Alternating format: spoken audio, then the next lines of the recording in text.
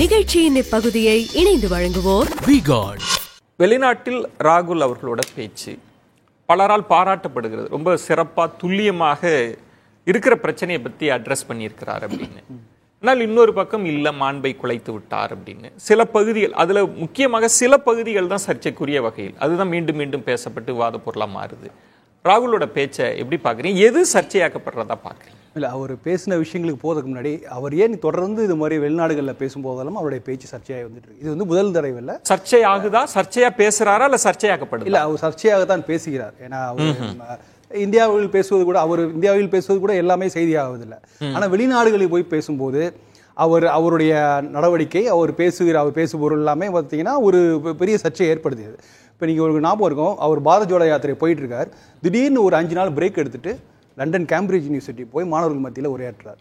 அப்போ அங்கே பேசும்போது அவர் சொன்ன டச் பண்ண மிக முக்கியமான ஹைலைட் என்னென்னா, இந்தியாவில் ஜனநாயகம் வந்து கேள்விக்குறியாக விட்டது, செத்து விட்டது.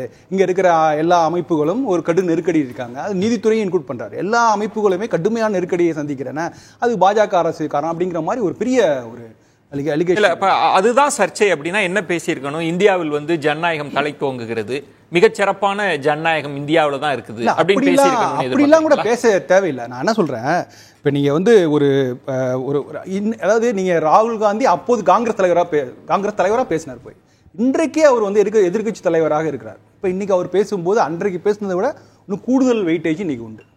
ஆமா, இப்ப நீங்க வந்து அவர் இப்ப பேச போறாரு அப்படி இல்ல, அவர் எனக்கு ஒரு புரிதலுக்காக அவர் என்ன பேசினாரு, இல்ல இதை இப்படி பேசி இருக்கணும்னா அது என்ன பேசி இருக்கணும் அப்படி எப்படி? நான் அதான் முதல்ல வந்து எதிர்கட்சி தலைவர்கள்லாம் வெளிநாடுக்கு போகும்போது எப்படி நடந்து கொள்வாங்க நம்ம அந்த பார்வையை பார்த்துட்டு நம்ம அடுத்தது போவோம்.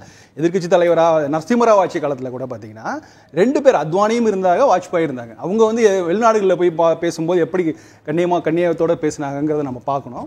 2வது, நேரு குடும்பத்திலிருந்தே 5 நாள் வந்து ராஜீவ்காந்தி அவர்கள் வந்து எதிர்கட்சி தலைவராக இருந்தார்.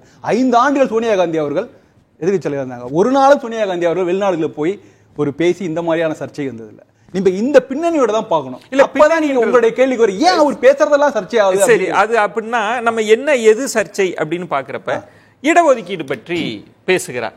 இல்ல, ஒரு கேள்விக்கு ஒரு பதில் சொல்றார். எப்போது இடஒதுக்கீடு இல்லாமல் போகும், எவ்வளவு காலங்க இந்த இடஒதுக்கீடு எல்லாருமே பார்த்து அம்பேத்கர்ட்டே கேட்ட கேள்விதான் அது. எல்லாம் சமத்துவம் எழுதுகிற போது இடஒதுக்கீடுக்கு தேவையில்லாத ஒரு நிலை வரலாம், அப்போது அதை யோசிக்கலாம் அப்படின்ற இந்த பகுதியை எடுத்து வச்சுட்டு ராகுல் காந்தி இடஒதுக்கீடுக்கு எதிராக பேசிட்டாரு, நாங்க விடவே மாட்டோம் அப்படின்றது சரியா? இப்ப சொல்லுங்க, இந்த புள்ளியிலிருந்து பேசல, யாரு சர்ச்சையாக்குறது? இல்ல, இந்த புள்ளி வந்து தவறான புரிதல் தான். அதற்கு விளக்கமும் கொடுக்கிறார் ராகுல் காந்தி. நான் அப்படி பேசல, இடஒதுக்கீடுக்கு ஆதரவாக தான் பேசுறேன். ஆனா இதை விட மிகக்குரிய ஒரு சர்ச்சைக்குரிய பகுதியா நான் நினைக்கிறது வந்து சீக்கியர்கள் குறித்து அவர் பேசினது. சீக்கியர்கள்லாம் வந்து டர்பன் இணைந்து குருத்வாரா போகக்கூடிய நிலைமையில் கூட இந்தியாவில் இல்லை அப்படிங்கிற மாதிரியான ஒரு துணியில ஒரு கருத்தை வெளிப்படுத்துகிறார். அது எங்க வெளிப்படுத்துகிறார்? அந்த இருக்கிற ஹாலில் உள்ள ஆடியன்ஸ்ல majority of the people are சீக்கியர்ஸ். ஸோ அந்த ஆடியன்ஸ்க்கு ஏற்ற மாதிரி பேசுறாரு. ஸோ அதை எந்த தலைப்பை டச் பண்றாரு அப்படின்னா ரொம்ப சென்சிட்டிவான டாபிக். அது எந்த மாதிரியான பெர்செப்ஷன் வெளில வருது? வெளிநாடுகளில் வந்து பார்த்து புரிந்து கொள்வார்களோ, இந்தியாவில் மைனாரிட்டிஸ், நீங்க சீக்கியர்கள்லாம் மைனாரிட்டி அமாங் த மைனாரிட்டிஸ்.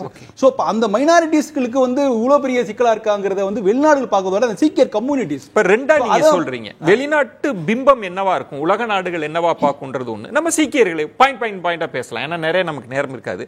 அவர் எந்த துணியில பேசுறாரு அப்படின்னா, இங்கு மத சுதந்திரம் இல்லை, தனி மனித அவங்களுக்கான வழிபாட்டு உரிமை இல்லை, உணவு உரிமை இல்லை, அந்த பொருள்பட தானே அவர் பேசுறார். இல்ல, அது எந்த அளவுக்கு ஏற்றுக்கொள்ளக்கூடிய வாதம் நினைக்கிறேன். அதாவது நான் வந்து இந்த அரசியல் சர்ச்சைக்குள்ள போல, உங்களுக்கு தகுதி இருக்கிறதா, நீங்க 1984 சீக்கிரர்களுக்கு மேலான கலவரத்துல காங்கிரஸ் கட்சி தலைவர் எந்த அளவுக்கு ஈடுபட்டாங்க, அதெல்லாம் வந்து அரசியல், அது வந்து பாஜக தலைவர் முன்வைக்கிறது. சரி, இன்றைக்கு நிஜமாகவே இந்தியாவில் மைனாரிட்டிஸ் மேல அந்த அளவுக்கு அச்சுறுத்தல் இருக்கா? இவர் பூதாகரமாக ஒரு எக்ஸாகரேட் பண்ணி சொல்ற அளவுக்கு ஒரு டர்பன் கட்டிக்கொள்ளவே மத அடையாளத்தோட வெளில வருவதற்கு அப்படின்னு சொல்ற அந்த அளவுக்கு ஒரு தீவிரமான சூழல் இருக்கு. ரொம்ப மிகைப்படுத்தி பேசுறார். அதை ஒரு தடவை நிறைய தடவைகள் பேசியிருக்கிறார். அதாவது பொதுவான வார்த்தைகள்ல இந்தியாவில் ஜனநாயகமே இல்லை அப்படிங்கிற மாதிரி வெளிநாடுகளை போய் பேசும்போது அதோடைய பெர்செப்ஷன் வேற மாதிரி பார்ப்போம். நம்ம இன்றைக்கு வந்து அமெரிக்காவில் ஒன்று இல்ல, காங்கிரஸ் தலைவராக இருந்து வெளில போறாரு, ஜனநாயகம் இல்லைங்க, இங்க இருக்கிற இன்ஸ்டிடியூஷன் எல்லாமே வந்து பயாஸ்டா ஆயிடுச்சு, ஒரு பக்க சார்பா ஆயிடுச்சுன்னு சொல்லிட்டு இப்ப நான் எதிர்கட்சி தலைவர் அதனாலேயே நான் மாற்றி பேசுகிறேன்னு இங்க இப்ப பட்டிமன்ற பேச்சாளர்கள்லாம் வெளியில போறப்ப பேசுவாங்க, ஒவ்வொரு நாடுன்னா அந்த நாட்டின் சிறப்பு, அது மாதிரி பேசியிருக்கணும்ன்றீங்களா? இந்தியா உலகிற்கே ஜனநாயகத்தை நம்ம தான் கொடுத்தோம், ஜனநாயகம் பூத்து அப்படி பேசணும். ஓரளவு அது நீங்க சொல்ற வாதம் கூட செய்திருக்கலாம் தான் நான் தோணும். ஏன்னா அமெரிக்காவில் அது தேர்தல் நடக்கக்கூடிய நேரம், அந்த நேரத்தில் வந்து இந்தியாவில் ஜனநாயகத்துடைய எந்த அளவுக்கு, அதாவது எப்படி சொல்ற சாய்ஸ் ஆஃப் வேர்ட்ஸ் இருக்குது. இவ்வளவு சிக்கல்களுக்கு இடையிலும் நான் என்னால் வெற்றி பெற முடிந்து பண்ண முடியுதுன்னு ஒரு பாசிட்டிவ் ஒரு வந்து இருந்துச்சுங்களா, அது வந்து ஏற்றுக்கொள்ளதா இருக்கும். முழுக்க முழுக்க நம்பிக்கை சிதைக்கிற மாதிரி பேசுறது தான் அங்க ஒரு சர்ச்சையாகுது. நிகழ்ச்சியின் இப்பகுதியை இணைந்து வழங்குவோர் V-Guard